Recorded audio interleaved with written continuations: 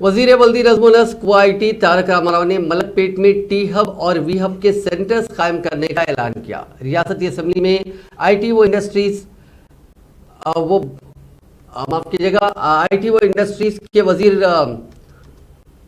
IT व industries बल्दी नज़्म-ओ-नस्क के मुतालिबात ज़र पर हुए मबाहिस का जवाब देते हुए वजीर तारक रामाराव ने कई ऐलानात किए। उन्होंने कहा कि हैदराबाद के साउथ जोन के नौजवानों को आईटी से मरबूत करने के लिए मलकपेट टावर में टी हब और वी हब कायम किए जाएंगे। उन्होंने कहा कि तेलंगाना की तश्कील से कबल आईटी की सरगर्मियां सिर्फ हैदराबाद के चंद एक मकामात तक महदूद थी, लेकिन तेलंगाना की तश्कील के बाद केसीआर हुकूमत ने गुज़िश्ता 8 साल के दौरान आईटी की सरगर्मियों को न सिर्फ शहर हैदराबाद के चारों सिम तक वसअत दी, बल्कि खम्मम, करीमनगर, वरंगल, निजामाबाद, आदिलाबाद और दीगर अजला में भी आईटी की सरगर्मियों को वसअत दी गई।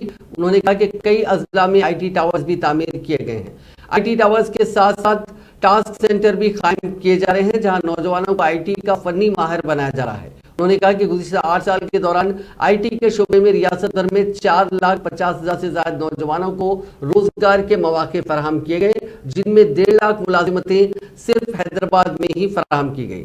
वज़ीर मौसूफ ने इस मौके पर आईटी और इंडस्ट्री के शोबे में हुई तरक्की पर तफसीलात पेश की।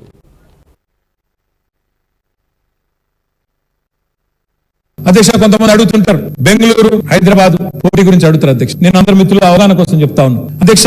బెంగళూరులో ఐటీ అనేది 1980s లో వచ్చింది అధ్యక్ష. హైదరాబాద్ లో ఐటీ అనేది మన 1990s చివరిలో అప్పుడు వచ్చింది అధ్యక్ష. మనకంటే వాళ్ళు 15 ఏళ్ళు ముంగట్టున్నారు. ఫస్ట్ మూవర్ అడ్వాంటేజ్ అంటారు దాన్ని.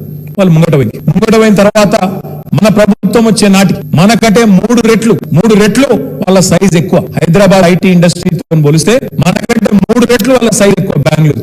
ఏది 2014 లో. ఆ రోజుకి ఈ రోజు తేడా ఏంది అంటే మన పోయిన జూన్ లో నాస్కామ్ వాళ్ళు ఒక నివేదిక విడుదల చేస్తున్నారు అధ్యక్ష. నాస్కామ్ అంటే మొత్తం ఐటీ రంగానికి సంబంధించి భారతదేశ స్థాయిలో ఒక అత్యున్నత బాడీ అధ్యక్ష. వాళ్ళు ఒక నివేదిక ప్రతి సంవత్సరం ఎగుమతుల విషయంలో, ఎంప్లాయీస్ విషయంలో ఇస్తారు. వాళ్ళు ఏం చెప్పినారు అధ్యక్ష అంటే పోయిన సంవత్సరం భారతదేశంలో 4,50,000 కొత్త ఉద్యోగాలు ఐటీ రంగంలో సృష్టించబడితే